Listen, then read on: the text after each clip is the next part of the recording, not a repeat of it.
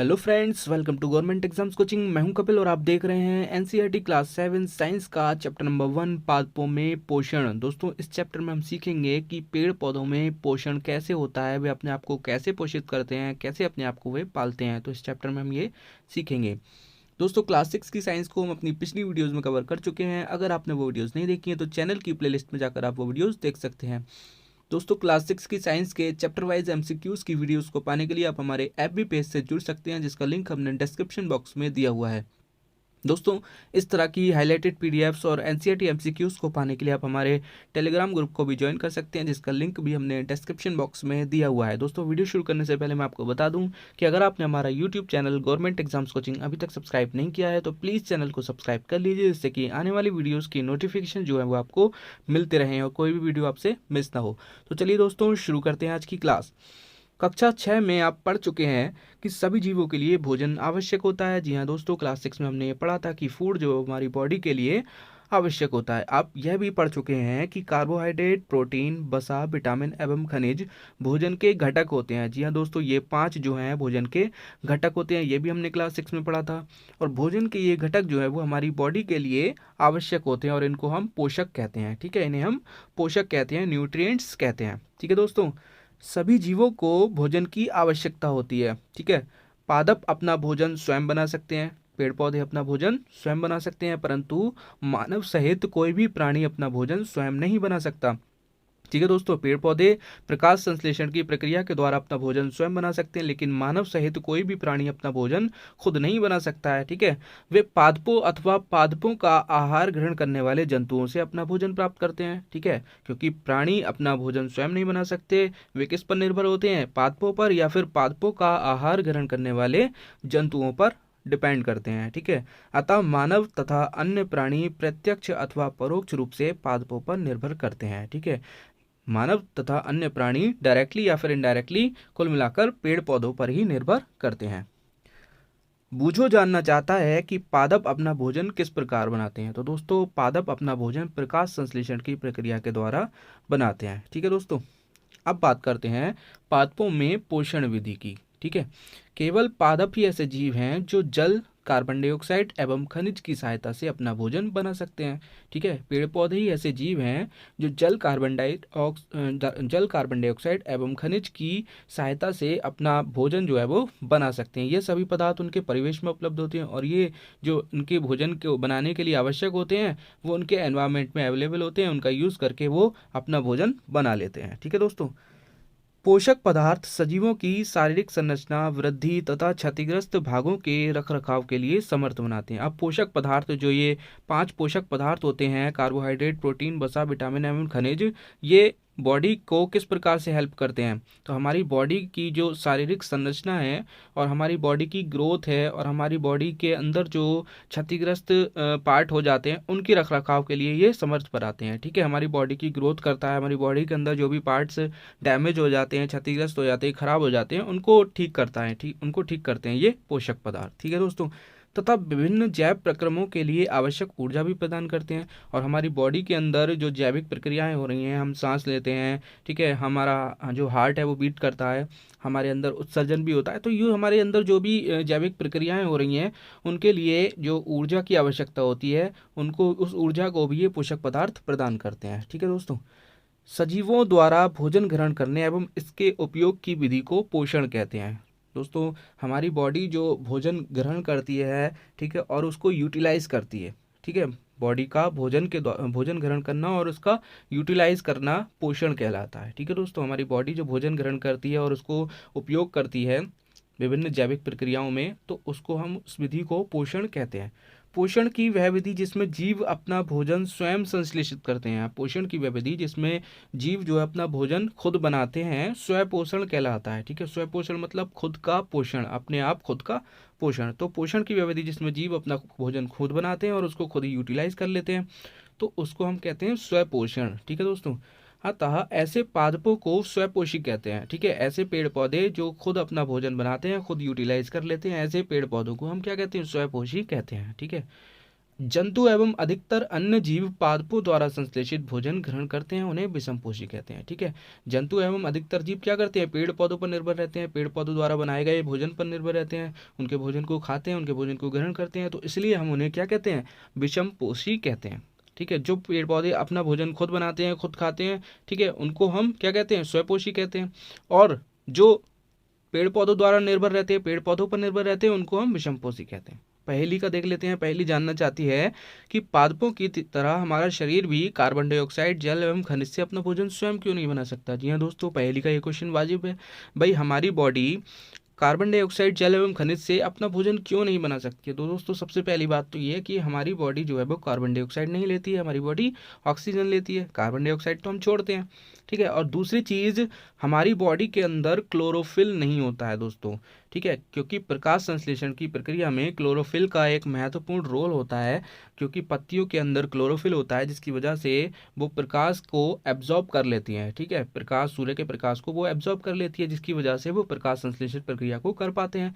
ठीक है, क्योंकि हमारे अंदर क्लोरोफिल नहीं होता है, इसलिए हम प्रकाश संश्लेषण की प्रक्रिया नहीं कर पाते और अपना भोजन खुद नहीं बना पाते हैं। ठीक है दोस्तों, अब हम पूछ सकते हैं कि पादपों की खाद्य फैक्ट्रियां कहाँ स्थित हैं। तो दोस्तों पादपों की जो खाद्य फैक्ट्रियां हैं, पेड़ पौधों में जो भोजन बनता है वो बनता है दोस्तों पत्तियों में। तो हम कह सकते हैं कि पादपों की खाद्य फैक्ट्रियां पत्तियां होती हैं। ठीक है दोस्तों, क्या भोजन पादप के सभी भागों में निर्मित होता है अथवा केवल कुछ विशेष भागों में। जी हाँ दोस्तों, जो भोजन का निर्माण होता है पेड़ पौधों में वो केवल कुछ विशेष भागों में ही होता है। पादप अपने परिवेश से कच्ची सामग्री किस प्रकार प्राप्त करते हैं। तो दोस्तों पेड़ पौधे अपने परिवेश से कच्ची सामग्री के रूप में, जैसे कार्बन डाइऑक्साइड हो गया तो वो वायु से प्राप्त करते हैं। ठीक है, जल और खनिज को वो मिट्टी से प्राप्त करते हैं। तो इस तरह से वो अपने परिवेश से कच्ची सामग्री को प्राप्त करते हैं।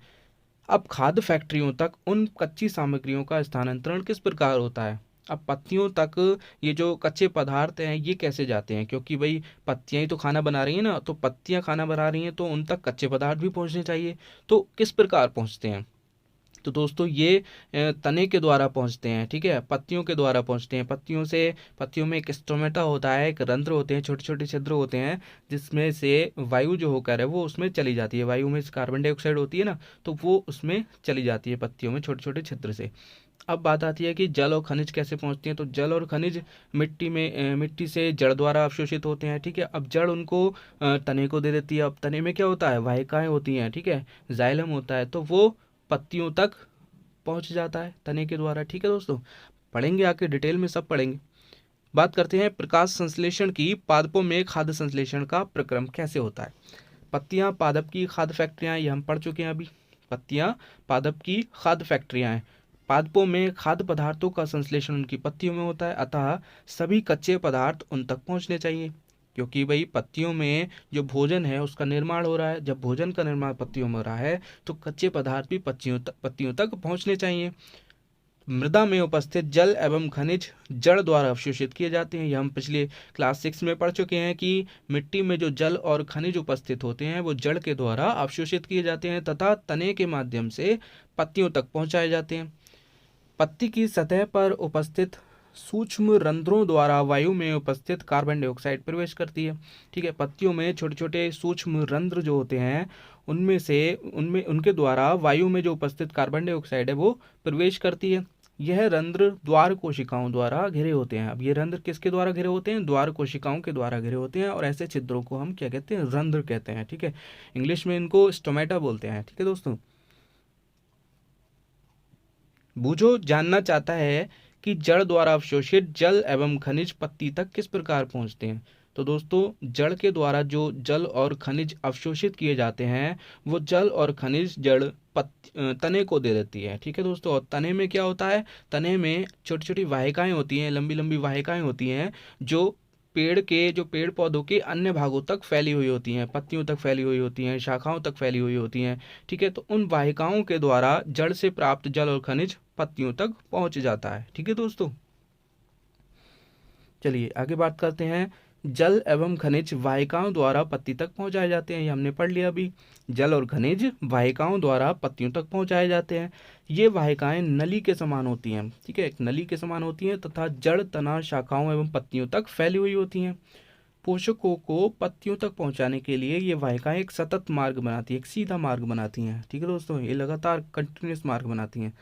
पादपों में पदार्थ के परिवहन के विषय में आप अध्याय 11 में पढ़ेंगे। इसके बारे में हम डिटेल में अध्याय 11 में पढ़ेंगे।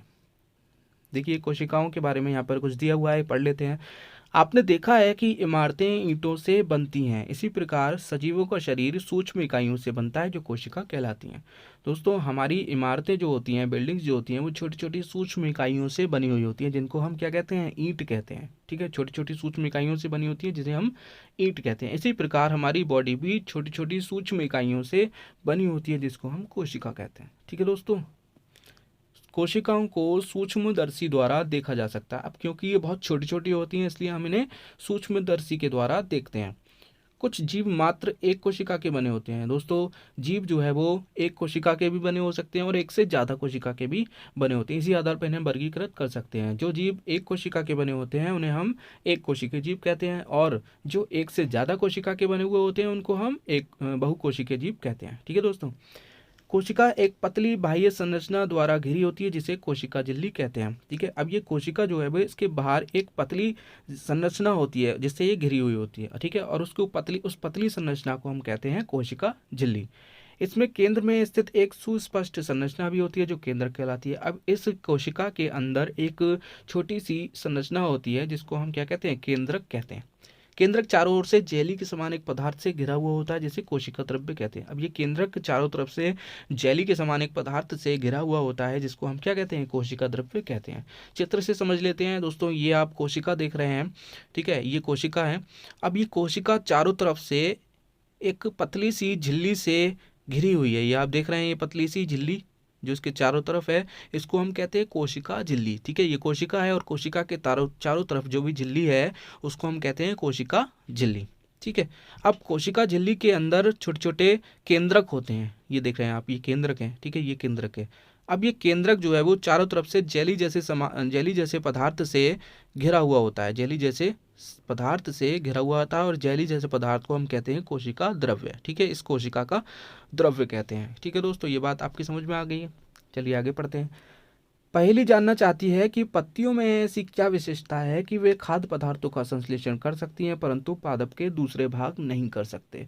तो दोस्तों पत्तियों में जो होता है क्लोरोफिल, ठीक है, पत्तियों में क्लोरोफिल होता है जिसकी वजह से ये सूर्य के प्रकाश को ऑब्जर्व कर पाती हैं। ये पत्तियां जो है सूर्य के प्रकाश को ऑब्जर्व कर पाती हैं और सूर्य का प्रकाश संश्लेषण की प्रक्रिया का एक महत्वपूर्ण रोल निभाता है। ठीक है, सूर्य का प्रकाश संश्लेषण की प्रक्रिया में एक महत्वपूर्ण रोल निभाता है। अगर सूर्य का प्रकाश नहीं मिले तो पत्तियां जो है वो खाद नहीं बना सकती। ठीक है, तो पत्तियों को सूर्य का प्रकाश एब्जॉर्ब करने में कौन हेल्प करता है, क्लोरोफिल। ठीक है, अब पत्तियों में क्लोरोफिल नहीं होगा तो पत्तियां भी खाद का निर्माण नहीं कर पाएंगी, प्रकाश संश्लेषण नहीं कर पाएंगी। ठीक है दोस्तों, तो पत्तियों में क्लोरोफिल होता है जिसकी वजह से ये भोजन का निर्माण कर पाती हैं जबकि पादप के दूसरे भाग नहीं कर पाते।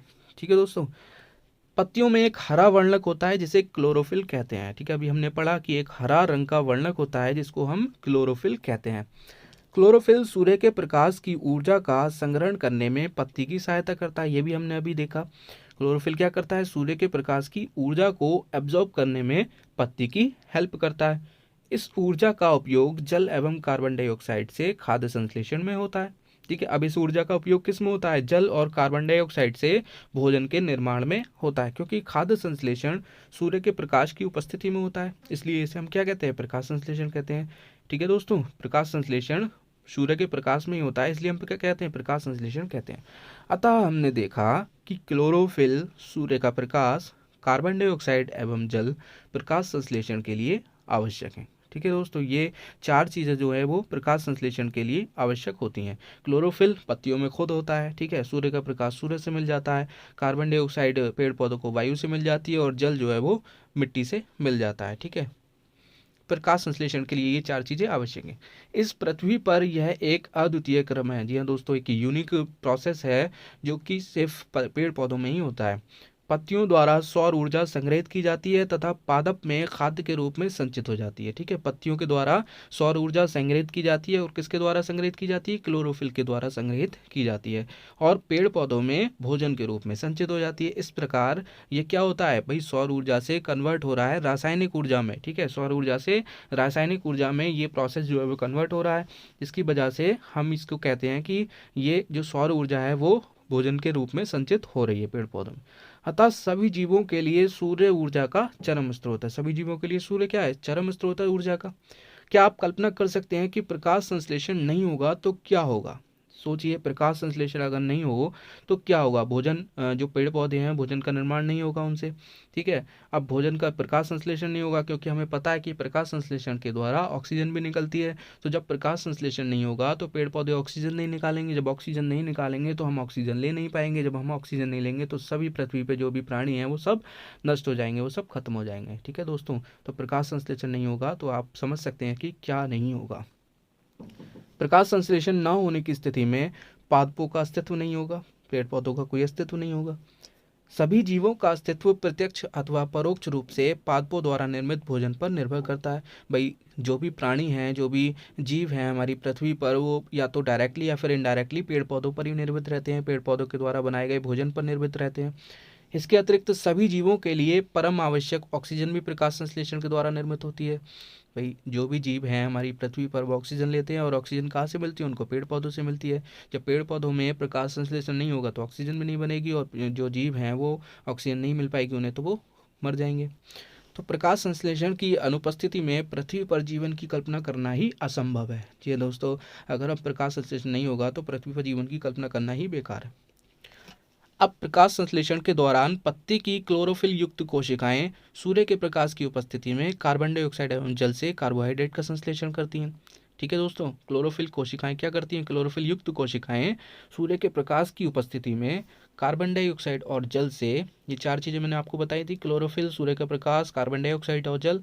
ठीक है दोस्तों, तो क्लोरोफिल युक्त कोशिकाएं सूर्य के प्रकाश की उपस्थिति में कार्बन डाइऑक्साइड एवं जल से कार्बोहाइड्रेट का संश्लेषण करती हैं। इस प्रक्रम को निम्न समीकरण द्वारा दर्शा सकते हैं। चार चीज़ों से मिलकर के कार्बन डाइऑक्साइड कार्बोहाइड्रेट जो है वो बनता है। ठीक है दोस्तों, कार्बन डाइऑक्साइड प्लस जल। ठीक है, कार्बन डाइऑक्साइड पेड़ पौधों को वायु से मिल जाती है, जल उसको मिट्टी से मिल जाता है। ठीक है, जड़ से मिल जाता है। सूर्य का प्रकाश, सूर्य से क्लोरोफिल तो उनमें होता ही है। ठीक है दोस्तों, तो इससे, इस प्रोसेस से क्या क्या बनता है देखते हैं। कार्बोहाइड्रेट बनता है, ठीक है दोस्तों, प्लस ऑक्सीजन बनती है। इस प्रक्रम में ऑक्सीजन निर्मुक्त होती है, ऑक्सीजन बाहर निकलती है। कार्बोहाइड्रेट अंततः मंड में परिवर्तित हो जाता है। मंड मतलब स्टार्च में कन्वर्ट हो जाता है। कार्बोहाइड्रेट किस में कन्वर्ट हो जाता है? मंड में कन्वर्ट हो जाता है। पत्ती में स्टार्च की उपस्थिति प्रकाश संश्लेषण प्रक्रम का संपन्न होना दर्शाता है। स्टार्च भी एक प्रकार का कार्बोहाइड्रेट है। दोस्तों, पत्ती में स्टार्च की उपस्थिति कैसे हम पता लगाएंगे कि भाई पत्ती में स्टार्च है या नहीं? दोस्तों, क्लास 6 में हमने एक एक्सपेरिमेंट किया था। हमने आयोडीन विलयन की कुछ बूंदें पत्ती पर डालकर देखी थी और पत्ती का रंग नीला और काला हो गया था, नीला या फिर काला हो गया था। तो पत्ती का रंग नीला या काला ये दर्शाता है कि पत्ती में स्टार्च है, पत्ती में मंड उपस्थित है। तो इस तरह से हमने ये एक्सपेरिमेंट किया था। अब दोस्तों, स्टार्च भी एक प्रकार का कार्बोहाइड्रेट है। ठीक है, स्टार्च क्या है? कार्बोहाइड्रेट है। ये क्वेश्चन बन सकता है कि स्टार्च क्या है? कार्बोहाइड्रेट है, विटामिन है, खनिज लवण है, ठीक है, प्रोटीन है, क्या है? तो स्टार्च भी एक तरह का कार्बोहाइड्रेट होता है। यहाँ आप देख रहे हैं, यहाँ पर पत्ती दी हुई है और पत्ती में ये छोटे छोटे रंध्र होते हैं जिनको स्टोमेटा बोलते हैं। और ये रंध्र जो है वो द्वार कोशिकाओं के द्वारा घिरे होते हैं। ये द्वार कोशिकाएं, ये छेद है, ठीक है, और ये इसके चारों तरफ द्वार कोशिकाएं हैं। यहाँ पर ये पत्ती की काट दी हुई है। यहाँ पर आपको क्लोरोफिल दिखाया गया है। ये क्लोरोफिल देखिए हरे रंग का, और क्लोरोफिल, और ये द्वार कोशिकाएं, ये रंध्र हैं और ये द्वार कोशिकाओं से घिरी हुई है। ठीक है दोस्तों, और यहाँ पर प्रकाश संश्लेषण की प्रक्रिया चल रही है। यहाँ से सूर्य से सौर ऊर्जा आ रही है, ठीक है, और कार्बन डाइऑक्साइड उसको वायु से मिल रही है और यहाँ से ऑक्सीजन बाहर निकल रही है। ठीक है, क्लोरोफिल होता है पत्तियों में, जल और खनिज मिट्टी से मिल रहे हैं जड़ के द्वारा। ठीक है दोस्तों,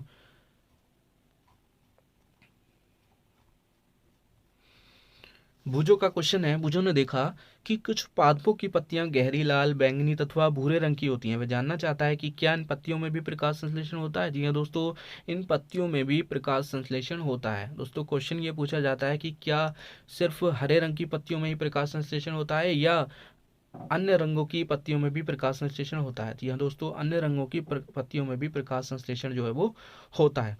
पत्तियों के अतिरिक्त पादपों के दूसरे हरे भागों जैसे कि हरे तने एवं हरी शाखाओं में भी प्रकाश संश्लेषण होता है। ठीक है दोस्तों, पत्तियों के अतिरिक्त प्रकाश संश्लेषण पौधे के अन्य भाग जैसे हरे तने या फिर हरी शाखाओं में भी प्रकाश संश्लेषण जो है वो होता है। मरुस्थलीय पादपों में वाष्पोत्सर्जन द्वारा जल क्षय को कम करने के लिए पत्तियां शल्क अथवा शूल रूपी हो जाती हैं। ठीक है दोस्तों, वाष्पोत्सर्जन की प्रक्रिया को कम करने के लिए, जल की क्षति कम हो इसके लिए पत्तियां क्या करती हैं, शल्क या फिर शूल रूप धारण कर लेती हैं, जिसकी वजह से उनमें वाष्पोत्सर्जन जो है वो बहुत कम होता है। ठीक है, और ऐसा किन में होता है, मरुस्थलीय पादपों में होता है, नागफनी में होता है। इन पादपों के तने हरे होते हैं। ठीक है, अब पत्तियां तो शल्क रूप धारण कर लेती हैं, तो इनके जो तने होते हैं वो हरे होते हैं। ठीक है, ये तने ही प्रकाश संश्लेषण का कार्य करते हैं। ठीक है दोस्तों, तो आपसे पूछा जाए कि मरुस्थलीय पादपों में प्रकाश संश्लेषण पौधे के किस भाग में होता है, तो दोस्तों इनके तने हरे होते हैं और इन तनों में ही प्रकाश संश्लेषण जो है वो होता है। क्रियाकलाप 1.1 देखते हैं। एक ही प्रकार के पादपों के दो गमले लीजिए। ठीक है, आपको दो गमले लेने हैं। एक को अंधकार में 72 घंटों के लिए रखना है। ठीक है, एक को अंधेरे में रखना है 72 घंटों के लिए, मतलब 3 दिन के लिए, तथा दूसरे को सूर्य के प्रकाश में रखना है। दोनों पादपों की पत्तियों में आयोडीन परीक्षण उसी प्रकार कीजिए जैसे आपने कक्षा 6 में किया था। अपने अवलोकनों को नोट कीजिए। अब उस गमले को जिसे आपने अंधकार में रखा था 3-4 दिनों के लिए फिर से सूर्य के प्रकाश में रख दीजिए तथा पुनः इसकी पत्ती पर आयोडीन परीक्षण कीजिए। अपने परीक्षण अपनी नोटबुक में लिखें। तो दोस्तों जब आप 3 दिन के लिए अंधेरे कमरे में पौधे को रखेंगे और उसमें आयोडीन विलयन से परीक्षण करके देखेंगे तो आप देखेंगे कि उस पत्ती का रंग जो है वो आयोडीन विलयन की कुछ बूंदे डालने पर नीला या काला नहीं होता है। इसका मतलब उस पत्ती में मंड जो है वो नहीं होगा। ठीक है, जबकि दूसरी तरफ जो पौधा हमने सूर्य के प्रकाश में रखा था उसकी पत्ती का परीक्षण करेंगे तो उसमें देखेंगे कि उस पत्ती का जो रंग है वो नीला या काला हो चुका है। तो इसका मतलब कि उस पत्ती में मंड उपस्थित है। तो दोस्तों आपने देखा कि प्रकाश संश्लेषण की प्रक्रिया के द्वारा जो मंड बना है वो सूर्य के प्रकाश में ही बना है। ठीक है, जो सूर्य के प्रकाश बहुत ज़रूरी होता है प्रकाश संश्लेषण के लिए। वहीं दूसरी तरफ अगर हम उस अंधेरे में रखे हुए पौधे को फिर से 3-4 दिन के लिए सूर्य के प्रकाश में रखेंगे और फिर से उस पत्ती में आयोडीन का परीक्षण करेंगे तो हम देखेंगे कि उसमें फिर से मंड जो है वो बन चुका है। इसका मतलब ये है कि प्रकाश संश्लेषण कुल मिलाकर के जो प्रकाश है सूर्य का प्रकाश वो कुल मिला के प्रकाश संश्लेषण की प्रक्रिया के लिए बहुत ही ज़रूरी होता है।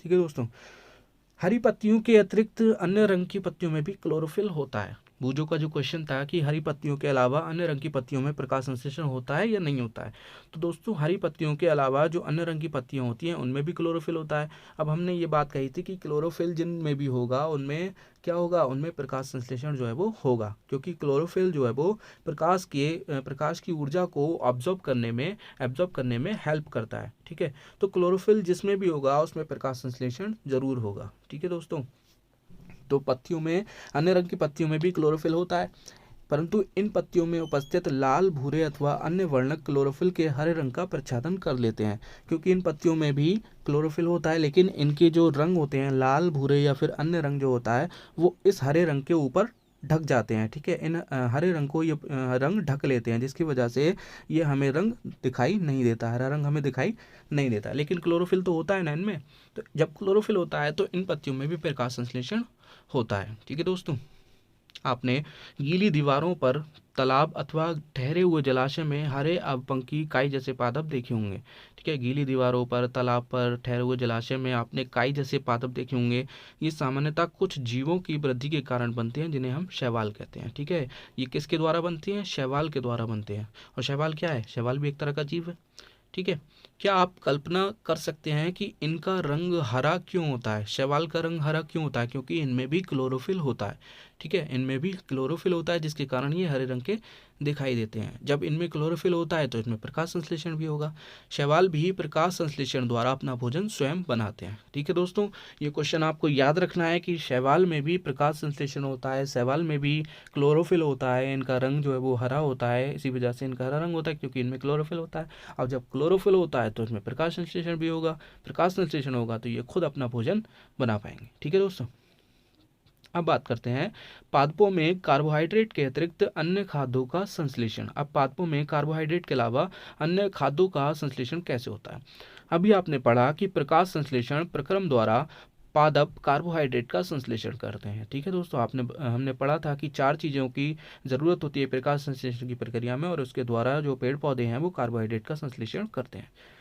कार्बोहाइड्रेट किस किस से बना होता है। कार्बोहाइड्रेट कार्बन, हाइड्रोजन एवं ऑक्सीजन से बनते हैं। ठीक है दोस्तों, कार्बोहाइड्रेट कार्बन, हाइड्रोजन और ऑक्सीजन से बनते हैं। इनका उपयोग खाद्य के अन्य घटकों के संश्लेषण में होता है। अब कार्बोहाइड्रेट का प्रयोग अन्य घटकों के संश्लेषण में भी होता है, परंतु प्रोटीन जो है वो नाइट्रोजनी पदार्थ है। ठीक है दोस्तों, क्वेश्चन बन सकता है कि प्रोटीन कैसे पदार्थ होते हैं। तो प्रोटीन जो है वो नाइट्रोजनी पदार्थ होते हैं, इनमें नाइट्रोजन प्रचुर मात्रा में पाई जाती है। तो प्रोटीन जो है वो नाइट्रोजनी पदार्थ है जिनमें कार्बन, ऑक्सीजन एवं हाइड्रोजन के अतिरिक्त नाइट्रोजन भी होती है। ठीक है दोस्तों, पादपों को ये नाइट्रोजन कहाँ से मिलती है। क्वेश्चन ये बना कि इन पेड़ पौधों को नाइट्रोजन की आपूर्ति कहाँ से होती है। याद कीजिए कि वायु में नाइट्रोजन गैसीय अवस्था में प्रचुर मात्रा में पाई जाती है। जी हाँ दोस्तों, क्लास 6 में हमने पढ़ा था कि हमारी वायु में जो नाइट्रोजन है वो सबसे ज़्यादा मात्रा में पाई जाती है, और 78% हमारी वायु में नाइट्रोजन पाई जाती है। लेकिन पादप इसका अवशोषण इसी रूप में नहीं कर सकते। हम जैसे पादप कार्बन डाइऑक्साइड को लेते हैं, उसी तरह से इस नाइट्रोजन को वो सीधे इसी रूप में नहीं ले सकते। ठीक है दोस्तों, जिस तरह से कार्बन डाइऑक्साइड को पेड़ पौधे लेते हैं उस तरह से नाइट्रोजन को नहीं ले सकते। कैसे लेते हैं। मिट्टी में कुछ विशेष जीवाणु होते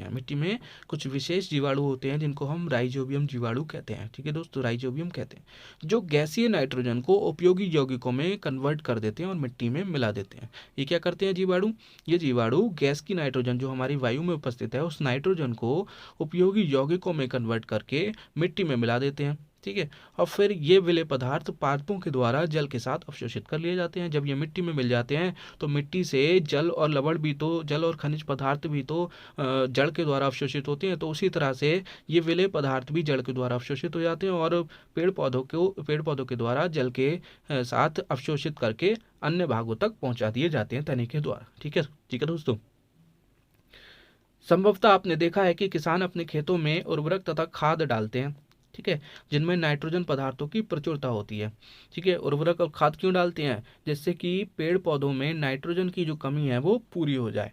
ठीक है, क्योंकि उर्वरक और खाद में नाइट्रोजन होता है, इनमें नाइट्रोजन पदार्थों की प्रचुरता होती है, तो इस वजह से ये जो किसान हैं वो अपने खेतों में उर्वरक और खाद डालते हैं। इस प्रकार अन्य संगठनों के साथ पादपों की नाइट्रोजन की मांग की आपूर्ति हो जाती है। ठीक है, इसके पश्चात पादप खाद के अन्य संगठनों जैसे कि प्रोटीन एवं वसा का संश्लेषण करते हैं, और फिर उसके बाद जो पादप हैं वो प्रोटीन और वसा का जो है वो संश्लेषण कर लेते हैं। तो इस तरह से पादपों में कार्बोहाइड्रेट के अतिरिक्त अन्य खाद्यों का संश्लेषण हो जाता है। अब बात करते हैं पादपों में पोषण की अन्य विधियाँ। कुछ पादप ऐसे भी होते हैं, कुछ पेड़ पौधे ऐसे भी होते हैं जिनमें क्लोरोफिल नहीं पाया जाता, वे अपना भोजन संश्लेषित नहीं कर सकते। तो वो अपना जीवन यापन कैसे करते हैं, वे कैसे जीवित रहते हैं तथा वे पोषक किस प्रकार प्राप्त करते हैं। अब क्लोरोफिल नहीं है, ठीक है, तो वो अपना भोजन नहीं बना पाएंगे। अब भोजन नहीं बना पाएंगे तो वो जीवित कैसे रहेंगे, वो अपना पोषण किस प्रकार करेंगे। तो मनुष्य एवं अन्य प्राणियों की तरह ये पादप भी अपने पोषण के लिए अन्य पादपों द्वारा निर्मित खाद्य पर निर्भर होते हैं। जिस तरह से मनुष्य जो है वो जिस तरह से मनुष्य पेड़ पौधों पर निर्भर होता है अपने भोजन के लिए, उसी तरह से ये पेड़ पौधे भी अन्य पेड़ पौधों पर निर्भर होते हैं अपने भोजन के लिए। तो ये भी विषमपोषी प्रणाली का उपयोग करते हैं। चित्र 1.5 को ध्यान से देखिए। इस तरह ये चित्र है 1.5, ये देखिए ध्यान से। ये आप पीले पीले पदार्थ देख रहे हैं पेड़ के ऊपर। क्या आपको एक वृक्ष के तने एवं शाखाओं से लिपटी रस्सीनुमा पीले रंग की संरचना दिखाई देती है। जी हाँ, देखो दोस्तों, दिखाई दे रही है पीले रंग की संरचना। ये अमरबेल का पादप है। ठीक है दोस्तों, ये क्या है, अमरबेल का पेड़ है। इनमें क्लोरोफिल नहीं होता, इस अमरबेल के पेड़ में क्लोरोफिल नहीं होता। ये अपना भोजन उस पादप से प्राप्त करते हैं जिस पर ये आरोहित होते हैं, जिस पर ये लटके हुए होते हैं, जिस पर ये चढ़े हुए होते हैं। उस पेड़ से ये अपना भोजन प्राप्त करते हैं। जिस पर ये आरोहित होते हैं वह पादप परपोषी कहलाता है। जिस पर ये चढ़े हुए होते हैं वो पेड़ क्या कहलाता है, परपोषी कहलाता है, दूसरे को पोषित करने वाला कहलाता है। क्योंकि अमरबेल जैसे पादप परपोषी को अमूल्य पोषकों से वंचित करते हैं तथा इन्हें परजीवी कहते हैं। परजीवी मतलब दूसरों पर जीवित रहने वाला। तो ये अमरबेल जो है वो अपना खुद का भोजन नहीं बनाता क्योंकि इसमें क्लोरोफिल नहीं होता है। तो ये जिस पेड़ पर चढ़ा हुआ होता है उसके भोजन को खाता है, ठीक है, उसको अमूल्य पोषकों से वंचित करता है।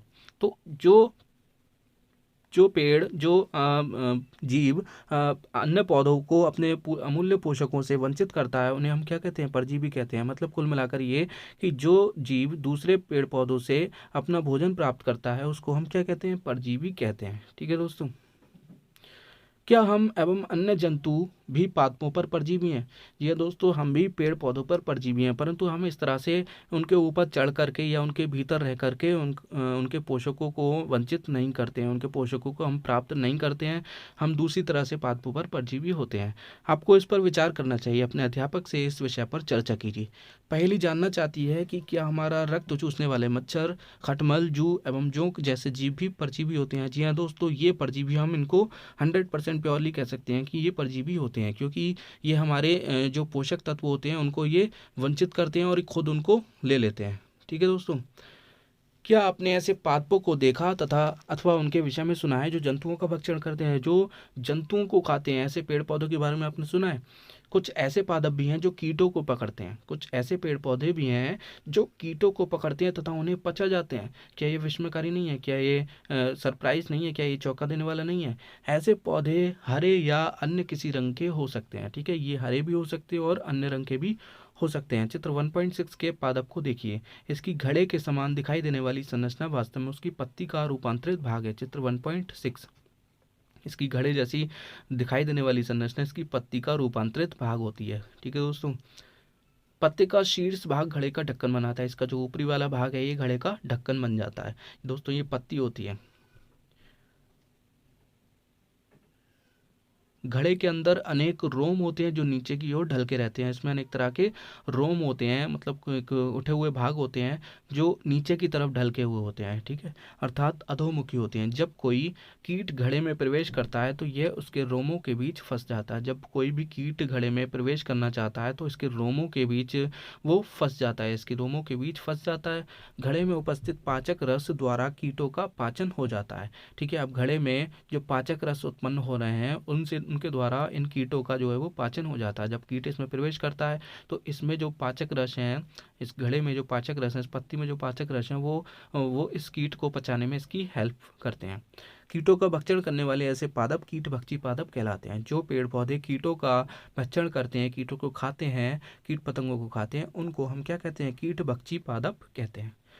भूजो भ्रमित है, यदि घटपर्णी हरा होता है और प्रकाश संश्लेषण संपादित करता है तो यह कीटों का भक्षण क्यों करता है? दोस्तों, हमने अभी पढ़ा था कि ये पेड़ पौधे हरे भी हो भी सकते हैं और नहीं भी हो सकते। इसका मतलब इनमें क्लोरोफिल हो भी सकता है और कुछ में क्लोरोफिल नहीं भी हो सकता है। तो कुछ पौधों में जिनमें क्लोरोफिल होता है तो वो जब प्रकाश संश्लेषण कर सकते हैं, अपना भोजन बना सकते हैं और खुद खा सकते हैं, तो फिर ये इन कीटों का भक्षण क्यों करते हैं, इन कीटों को क्यों खाते हैं? बूझो का क्वेश्चन ये बिल्कुल वाजिब है, क्योंकि भाई प्रकाश संश्लेषण प्रक्रिया के द्वारा इनको कार्बोहाइड्रेट की आपूर्ति तो हो जाती है, लेकिन इन पेड़ पौधों को नाइट्रोजन की आपूर्ति नहीं होती। और इन कीट पतंगों में नाइट्रोजन जो है वो भर भर के होता है, कूट कूट कर इन पर भरा हुआ होता है नाइट्रोजन। तो इस नाइट्रोजन की आपूर्ति को पूरा करने के लिए ये पेड़ पौधे जो है वो इन कीट पतंगों का भक्षण करते हैं। ठीक है दोस्तों, आपको बात समझ में आ गई होगी। नाइट्रोजन की कमी को पूरा करने के लिए ये जो कीट भक्षी पादप हैं ये कीटों का भक्षण करते हैं, कीटों को खाते हैं। क्या यह संभव है कि इस प्रकार के पादपों को मृदा से भी सभी पोषक नहीं मिल पाते जिनकी उन्हें आवश्यकता होती है? जी हाँ दोस्तों, कुछ पेड़ पौधों को मिट्टी से वे सभी पोषक नहीं मिल पाते जिनकी उन्हें आवश्यकता होती है, जिसकी वजह से ये कीट पतंगों का भक्षण करने शुरू कर देते हैं। अब बात करते हैं मृत जीवी की। आपने बाजार में छत्रक मशरूम बिकते देखे होंगे। वर्षा के दिनों में वृक्षों की सड़ी गली टूटी टहनियों अथवा तनों या छाल पर छाते के समान संरचनाओं के गुच्छे भी आपने जरूर देखे होंगे। इस तरह से आपने छत्रक जरूर देखे होंगे। ठीक है, ये छत्रक मशरूम आपने ज़रूर देखे होंगे। आइए देखें कि जीवन यापन हेतु इन्हें किस प्रकार के पोषकों की आवश्यकता होती है और वे उन्हें कहाँ से प्राप्त करते हैं। अपने जीवन के हेतु इन्हें किस प्रकार के न्यूट्रिएंट्स की जरूरत होती है और उन्हें ये कहाँ से लेते हैं, ये देखते हैं। पूजो जानना चाहता है कि ये जीव अपना भोजन किस प्रकार प्राप्त करते हैं। इनमें प्राणियों के समान मुख नहीं होता, ठीक है, इस तरह से प्राणियों के समान मुख नहीं होता है, जो हमारे होता है तो हम खाना खा लेते हैं। लेकिन जब इनमें प्राणियों के समान मुख नहीं होता, ये हरे पादपों के समान भी नहीं होते, इनमें क्लोरोफिल अनुपस्थित होता है और इनमें क्लोरोफिल भी नहीं होता, और इसका मतलब ये प्रकाश संश्लेषण द्वारा अपना भोजन भी नहीं बना पाते। तो फिर ये अपना भोजन किस प्रकार से प्राप्त करते हैं, यही तो हमें देखना है। इसके लिए क्रियाकलाप 1.2 देखते हैं। ब्रेड, जिसको डबल रोटी कहते हैं, उसका एक टुकड़ा लेकर के इसे जल में भिगो लें। इसे किसी नम एवं उष्ण स्थान पर 2 से 3 दिन के लिए रख लीजिए। ऐसे स्थान पर रखना है जहाँ थोड़ी सी नमी हो, थोड़ा सा गर्मी भी हो, ठीक है। अथवा उस समय तक रखा रहने दीजिए जब तक कि उस पर रोई जैसी संरचना न दिखाई देने लगे। ये सफ़ेद संरचनाएं हरे, भूरे अथवा किसी अन्य रंग के धब्बों के रूप में हो सकती हैं। इस तरह से आप ये जो हरी संरचनाएं देख सकते हैं, ये ब्रेड पर दिख रही है आपको, तो ये हरे रंग की या फिर किसी अन्य रंग की भी संरचना भी हो सकती है, ठीक है दोस्तों। ये सफ़ेद संरचनाएं हरे, भूरे अथवा अन्य रंग के धब्बों के रूप में हो सकती हैं। किसी आवर्धक लेंस अथवा सूक्ष्मदर्शी की सहायता से इनका अवलोकन कीजिए। अपने प्रेक्षणों को नोटबुक में लिखिए। बहुत संभव है कि आपको रुई के धागों के समान संरचनाएं दिखाई पड़े। आप देखेंगे कि ये रुई के धागों की तरह आपको दिखेंगी। यह जीव कवक या फंजाई कहलाते हैं। ये जो आप रुई जैसी संरचनाएं देख रहे हैं ब्रेड पर, ये कवक या फिर इंग्लिश में फंजाई कहलाती हैं। इनकी पोषण प्रणाली अथवा पोषण विधि भिन्न प्रकार की होती है। अलग तरह का पोषण प्रणाली ये यूज़ करते हैं। ये मृत एवं विघटनकारी मतलब सड़ने वाली वस्तुओं पर जैव पदार्थ की सतह पर कुछ पाचक रसों का स्राव करते हैं, जिससे ये विलयन के रूप में कन्वर्ट हो जाते हैं।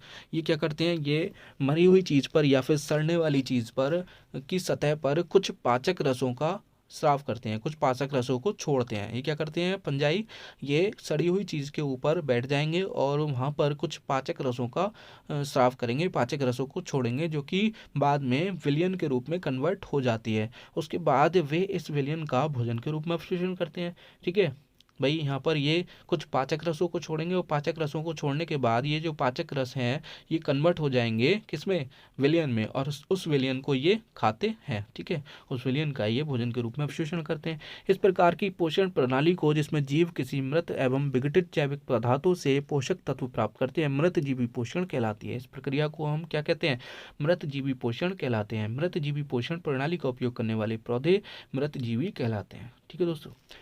कवक अचार, चमड़े, कपड़े एवं अन्य पदार्थों पर उगते हैं, ठीक है। ये किन किन पदार्थों पर उगते हैं, अचार जैसे चमड़े, कपड़े एवं अन्य पदार्थों पर ये उगते हैं।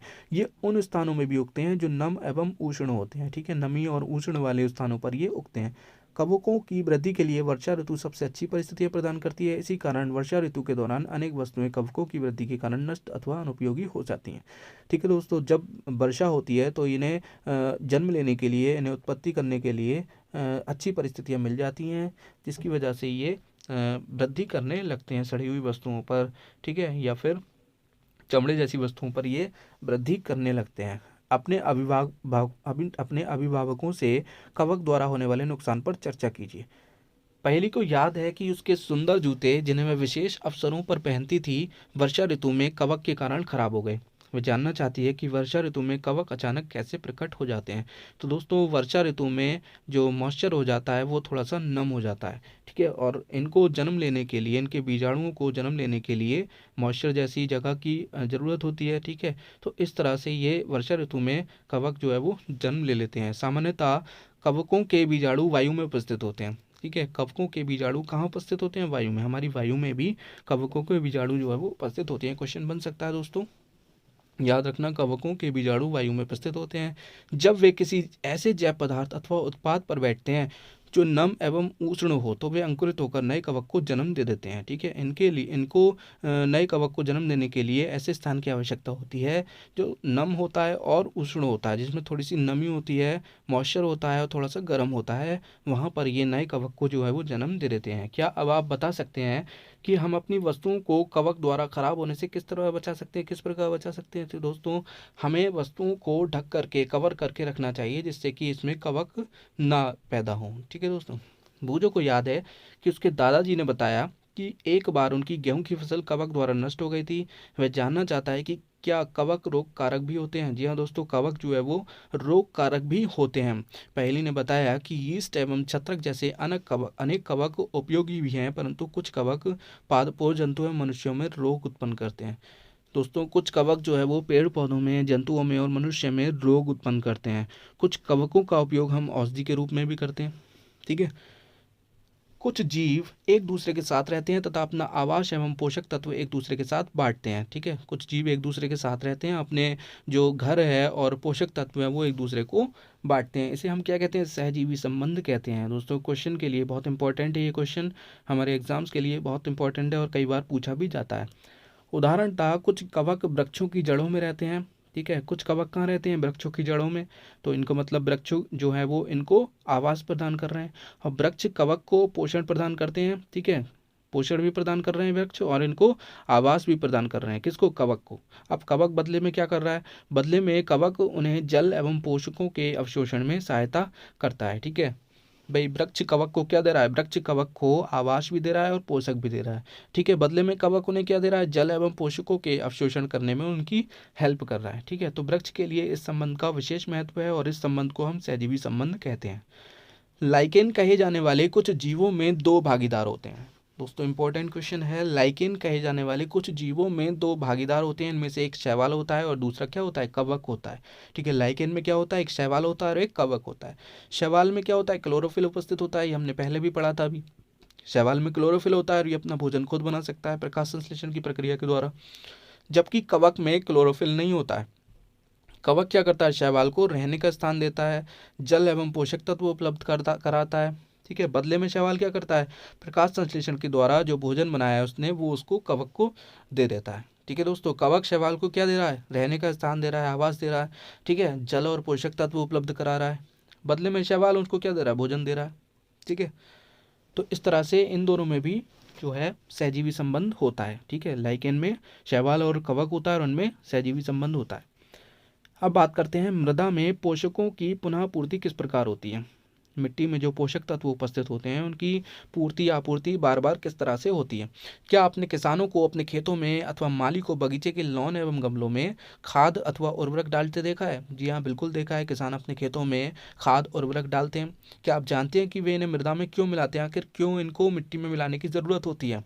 आप पढ़ चुके हैं कि पादप मृदा से खनिज पोषक तत्व अवशोषित करते हैं। जी हाँ दोस्तों, पेड़ पौधे मिट्टी से खनिज पोषक तत्व अवशोषित करते हैं, जल भी अवशोषित करते हैं जड़ के द्वारा।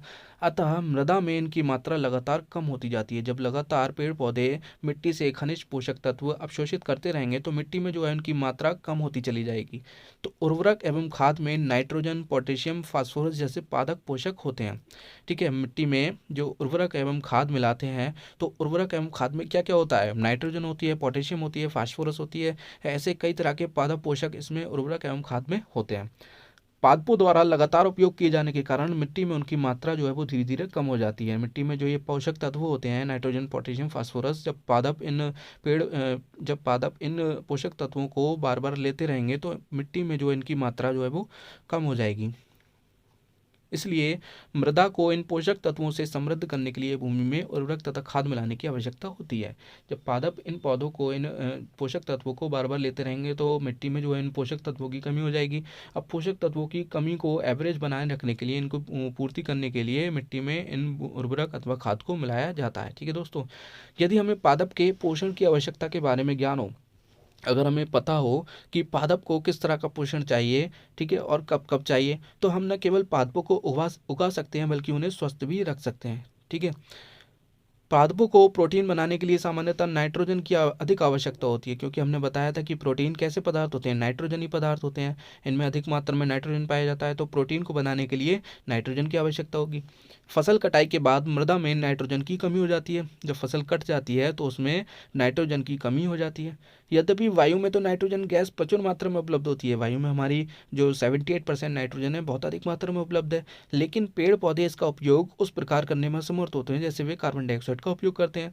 लेकिन पेड़ पौधे इस नाइट्रोजन गैस को उसी तरह से नहीं ले पाते जैसे कि वो कार्बन डाइऑक्साइड लेते हैं। पौधे कैसे लेते हैं? पौधे नाइट्रोजन को विलय रूप में ही अवशोषित कर सकते हैं। ठीक है, पौधे नाइट्रोजन को विलय रूप में ही अवशोषित करते हैं। अब वायु में उपस्थित नाइट्रोजन को विलय रूप में कौन कन्वर्ट करता है? तो उनको करता है कन्वर्ट राइजोबियम जीवाणु। कुछ जीवाणु जो राइजोबियम कहलाते हैं वायुमंडलीय नाइट्रोजन को विलय पदार्थों में परिवर्तित कर देते हैं। क्या करते हैं? कुछ जीवाणु राइजोबियम जो हैं वो वायुमंडल की नाइट्रोजन को विलय पदार्थों में कन्वर्ट कर देते हैं। ठीक है, उपयोगी यौगिकों में कन्वर्ट कर देते हैं। परंतु राइजोबियम अपना भोजन खुद नहीं बना सकते। ठीक है। राइजोबियम जो है वो, इनमें क्लोरोफिल नहीं होता है, तो ये अपना भोजन स्वयं नहीं बना सकते हैं। ये चना, मटर, मूंग, सेम तथा अन्य फलीदार पादपों की जड़ों में रहते हैं। ये राइजोबियम जीवाणु इन पादपों की, फलीदार पादपों की जड़ों में रहते हैं तथा उन्हें नाइट्रोजन की आपूर्ति कराते हैं। राइजोबियम क्या करता है, इनको नाइट्रोजन देता है। बदले में ये पेड़ पौधे राइजोबियम को क्या देते हैं, ये राइजोबियम को भोजन देते हैं, क्योंकि राइजोबियम जो है वो अपना भोजन खुद नहीं बना पाता है। ठीक है, तो इनमें भी सहजीवी संबंध होता है। अधिकतर दालें फलीदार पादपों से प्राप्त होती हैं, इसके बदले पादप राइजोबियम जीवाणु को आवास एवं खाद्य प्रदान करते हैं। ठीक है दोस्तों, ये पेड़ पौधे जो फलीदार पादप होते हैं, ये राइजोबियम को भोजन देते हैं, आवास देते हैं। अब राइजोबियम बदले में इन पेड़ पौधों को क्या देता है, नाइट्रोजन देता है। ठीक है दोस्तों, तो इनमें भी सहजीवी संबंध होता है। इस संबंध का किसानों के लिए विशेष महत्व है। दालों की फसलों के लिए उन्हें मृदा में नाइट्रोजनी उर्वरक देने की आवश्यकता नहीं पड़ती। भाई जब दाल की फसल उगाएंगे तो दाल की फसलों के में क्या होता है, राइजोबियम जीवाणु होता है। राइजोबियम जीवाणु नाइट्रोजन इन्हें दे देता है, तो नाइट्रोजनी उर्वरक देने की इन्हें आवश्यकता नहीं होती है दालों की फसलों में। यही नहीं, दाल की फसल उगाने के बाद भी अगली फसल के लिए भी सामान्यतः उर्वरकों की आवश्यकता नहीं होती। तो जब दाल की फसल ये उगाते हैं तो मिट्टी में इतनी नाइट्रोजन हो जाती है कि अगली फसल के लिए भी इन्हें नाइट्रोजन वाले उर्वरक देने की आवश्यकता नहीं होती है। ठीक है दोस्तों, इस अध्याय में आपने पढ़ा कि अधिकतर पादप स्वपोषी होते हैं, केवल बहुत कम पादप या अन्य पोषण प्रणाली अपनाते हैं, जैसे कि परजीवी एवं मृतजीवी। परजीवी एवं मृतजीवी दूसरे पादपों से पोषण प्राप्त करते हैं। सभी प्राणी अपने भोजन के लिए पादप तथा अन्य प्राणियों पर निर्भर रहते हैं, अतः उन्हें हम विषमपोषी के रूप में समूहीकृत किया जा सकता है। क्या हम कह सकते हैं कि कीटभक्षी पौधे आंशिक विषमपोषी होते हैं? जी हाँ दोस्तों, जो पौधे कीटों को अपना भक्षण करते हैं, कीटों को खाते हैं, वो आंशिक विषमपोषी होते हैं। क्यों आंशिक विषमपोषी होते हैं? क्योंकि उनमें, भाई मैंने आपको बताया था कि जो कीटभक्षी पौधे होते हैं वो क्लोरोफिल उनमें हो भी सकता है और नहीं भी हो सकता है, वे हरे रंग के हो भी सकते हैं और नहीं भी हो सकते हैं। तो कुछ पौधे जो कीटभक्षी होते हैं उनमें क्लोरोफिल होता है। ठीक है, अब क्लोरोफिल होता है तो वो भोजन का निर्माण करते हैं, भोजन का निर्माण करते हैं तो वो खुद का पोषण कर सकते हैं, इसका मतलब वो स्वपोषण कर सकते हैं, इसका मतलब वे पौधे स्वपोषी भी होते हैं। तो जब स्वपोषी होते हैं और विषमपोषी भी होते हैं, ठीक है, तो हम उनको कह सकते हैं कि ये आंशिक विषमपोषी हैं, कि थोड़े विषमपोषी हैं, पूरी तरह से विषमपोषी नहीं है, क्योंकि भाई ये स्वपोषी भी हैं। ठीक है, तो हम इनको कह सकते हैं कि कीटभक्षी पौधे जो होते हैं वो आंशिक विषमपोषी होते हैं। ठीक है दोस्तों, चैप्टर फिनिश हो चुका है। सारांश देखते हैं आपने क्या सीखा। सभी जीवों को खाद्य की आवश्यकता होती है, जिसका उपयोग वे अपनी वृद्धि एवं शरीर के रखरखाव के लिए तथा आवश्यक ऊर्जा प्राप्ति के लिए करते हैं। हरे पादप प्रकाश संश्लेषण प्रक्रम द्वारा अपना खाद्य स्वयं संश्लेषित करते हैं, इसलिए हमने स्वयंपोषी कहते हैं। हरे पादप कार्बन डाइऑक्साइड, जल एवं खनिज जैसे सरल रासायनिक पदार्थों का उपयोग खाद्य संश्लेषण के लिए करते हैं। ठीक है, क्योंकि इनमें प्रकाश संश्लेषण होता है। प्रकाश संश्लेषण के लिए क्या क्या जरूरी होता है, कार्बन डाइऑक्साइड, जल, खनिज, ठीक है, और जो क्लोरोफिल होता है वो तो उनमें होता ही है। तो इस तरह से वो इनका यूज़ करके खाद्य संश्लेषण करते हैं। प्रकाश संश्लेषण के लिए क्लोरोफिल एवं सूर्य का प्रकाश अनिवार्य रूप से आवश्यक होता है। कार्बोहाइड्रेट जैसे जटिल रासायनिक पदार्थ प्रकाश संश्लेषण के उत्पाद होते हैं, और प्रकाश संश्लेषण की प्रक्रिया के दौरान क्या बनता है, कार्बोहाइड्रेट बनता है, ऑक्सीजन भी बनती है। प्रकाश संश्लेषण की प्रक्रम में क्लोरोफिल की सहायता से पत्तियों द्वारा सौर ऊर्जा का संचयन किया जाता है। अब प्रकाश संश्लेषण की प्रक्रिया के दौरान जो सूर्य का प्रकाश है उसको एब्जॉर्ब करने में कौन हेल्प करता है, पत्ती की, क्लोरोफिल हेल्प करता है। प्रकाश संश्लेषण में ऑक्सीजन उत्पादित होती है। जी हाँ दोस्तों, प्रकाश संश्लेषण में ऑक्सीजन बनती है। इस ऑक्सीजन का उपयोग सभी जीवों द्वारा उनकी उत्तरजीविता के लिए किया जाता है। इस ऑक्सीजन को सभी जीव अपने श्वसन के लिए यूज करते हैं। कवक अपना पोषण मृत एवं अपघटित जैव पदार्थों से प्राप्त करते हैं। ठीक है, कवक कैसे प्राप्त करते हैं अपना पोषण, मरी हुई और सड़ी हुई चीज़ों पर से जैव पदार्थों से, जैसे जैव पदार्थों से प्राप्त करते हैं। ठीक है, उन पर पाचक रस छोड़ते हैं और वो विलेन के रूप में कन्वर्ट हो जाते हैं, तो उनको विलेन को ये भोजन के रूप में ग्रहण करते हैं। वे मृतजीवी कहलाते हैं, और ऐसे पौधे क्या कहलाते हैं, मृतजीवी कहलाते हैं। अमरबेल जैसे पादप परजीवी होते हैं। ठीक है, वे परपोषी पादप से अपना भोजन प्राप्त करते हैं। कुछ पादप एवं अन्य सभी जीव अपने पोषण हेतु दूसरे जीवों पर निर्भर होते हैं, अतः हम इन्हें विषमपोषी कहते हैं। एक्सरसाइज देख लेते हैं। क्योंकि हरे पादप अपना खाद्य स्वयं बनाते हैं, इसलिए इन्हें हम स्वपोषी कहते हैं। पादपों द्वारा संश्लेषित खाद्य का भंडारण मंड के रूप में किया जाता है। प्रकाश संश्लेषण के प्रक्रम में जिस वर्णक द्वारा सौर ऊर्जा संग्रहित की जाती है उसे हम क्या कहते हैं, क्लोरोफिल कहते हैं, क्योंकि भाई क्लोरोफिल ही तो सौर ऊर्जा को संग्रहित करने में पत्ती की हेल्प करता है। प्रकाश संश्लेषण में पादप वायुमंडल से कार्बन डाइऑक्साइड लेते हैं तथा ऑक्सीजन का उत्पादन करते हैं। ठीक है दोस्तों, सही उत्तर पर सही का चिन्ह लगाइए। अमरबेल का उदाहरण, किसका उदाहरण है अमरबेल? परजीवी का उदाहरण है। कीटों को पकड़कर अपना आहार बनाने वाले पादप क्या कहलाते हैं? घटपर्णी। ठीक है, कीटों को पकड़कर अपना आहार बनाने वाले पादप का नाम क्या है? घटपर्णी पादप। ठीक है, जिसको हम पिचर पादप भी बोलते हैं। मैचिंग देखिए, क्लोरोफिल। क्लोरोफिल किस में होता है? पत्ती में होता है। ठीक है, जो कि प्रकाश की ऊर्जा को संग्रहित करने में, एब्जॉर्ब करने में पत्ती की हेल्प करता है। नाइट्रोजन। नाइट्रोजन क्या होता है? नाइट्रोजन, नाइट्रोजन कौन बनाता है? जीवाणु। ठीक है, जीवाणु, वायु की जीवाणु कौन सा? राइजोबियम। राइजोबियम जीवाणु वायु में उपस्थित नाइट्रोजन को कुछ उपयोगी यौगिकों में कन्वर्ट कर देता है, विलयन के रूप में कन्वर्ट कर देता है, फिर उसको जड़ के द्वारा पौधे जो है वो ग्रहण कर लेते हैं। अमरबेल। अमरबेल क्या है? अमरबेल एक परजीवी है। ठीक है दोस्तों। जंतु। जंतु क्या है? जंतु परपोषी होते हैं। कीट भक्षी। कीट भक्षी, कीट भक्षी घटपर्णी। ठीक है, घटपर्णी कीट भक्षी पौधा है। सही गलत? प्रकाश संश्लेषण में कार्बन डाइऑक्साइड मुक्त होती है? जी नहीं दोस्तों, प्रकाश संश्लेषण में तो ऑक्सीजन मुक्त होती है, ऑक्सीजन बनती है। ठीक है, तो यह सत्य हो गया। ऐसे पादप जो अपना भोजन स्वयं संश्लेषित करते हैं मृतजीवी कहलाते हैं? जी नहीं दोस्तों, स्वपोषी कहलाते हैं। ऐसे पादप जो अपना भोजन स्वयं संश्लेषित करते हैं स्वपोषी कहलाते हैं। ठीक है, ये भी असत्य हो गया। प्रकाश संश्लेषण का उत्पाद प्रोटीन नहीं है? जी नहीं दोस्तों, प्रकाश संश्लेषण का उत्पाद कार्बोहाइड्रेट है। ठीक है दोस्तों। प्रकाश संश्लेषण में सौर ऊर्जा का रासायनिक ऊर्जा में रूपांतरण हो जाता है। जी हाँ दोस्तों, बिल्कुल राइट है। प्रकाश संश्लेषण में क्या होता है? सूर्य की ऊर्जा को एब्जॉर्ब करके उसको रासायनिक ऊर्जा में कन्वर्ट किया जाता है। बिल्कुल सही है। पादप के किस भाग द्वारा प्रकाश संश्लेषण हेतु वायु से कार्बन डाइऑक्साइड ली जाती है? तो प्रकाश संश्लेषण में जो कार्बन डाइऑक्साइड यूज़ की जाती है वो वायु से ली जाती है। वायु से किसके द्वारा ली जाती है? तो दोस्तों पत्तियों में छोटे छोटे रंध्र होते हैं जिनको स्टोमेटा बोलते हैं, उनसे कार्बन डाइऑक्साइड जो है वो पत्तियों में जाती है। वायुमंडल से मुख्यतः जिस भाग द्वारा पादप कार्बन डाइऑक्साइड प्राप्त करते हैं वह है? तो दोस्तों पत्तियों से कार्बन डाइऑक्साइड प्राप्त करते हैं। पत्तियों में क्या होता है? छोटे छोटे रंध्र होते हैं, उनके द्वारा कार्बन डाइऑक्साइड उसमें प्रवेश करती है। तो दोस्तों ये चैप्टर फिनिश हो चुका है। इसी तरह की वीडियोस को पाने के लिए आप हमारे टेलीग्राम ग्रुप को ज्वाइन कर सकते हैं। आप हमारे YouTube channel government exams coaching को सब्सक्राइब कर सकते हैं। तो दोस्तों मिलते हैं आपसे नेक्स्ट वीडियो में, तब तक के लिए गुड बाय।